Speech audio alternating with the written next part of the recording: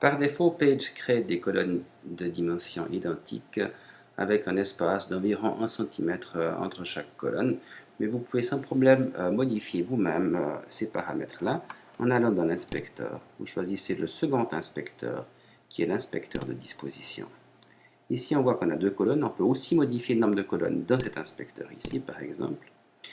Et puis, vous pouvez modifier également les dimensions, par exemple, de l'espace qui est au milieu.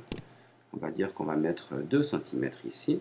Vous remarquez qu'ici, on a maintenant un espace plus important au milieu et que la largeur de chaque colonne a été rétrécie. Je peux faire l'opération inverse et dire que j'aimerais des colonnes de 6 cm. Voilà.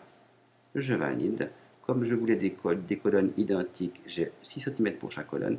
Et puis la marge centrale, le petit fond, a été agrandi pour répondre à la condition que j'ai fixée.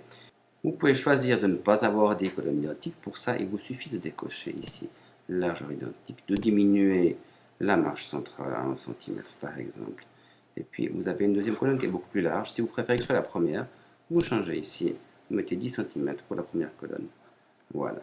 Autre possibilité, vous pouvez modifier les marges directement dans la règle, comme vous le faites pour les marges du document. Vous venez vous positionner à l'endroit de la marge de la règle ici. Vous marquez que mon symbole a à nouveau changé. Vous cliquez et vous déplacez la marge de la colonne de cette manière-là.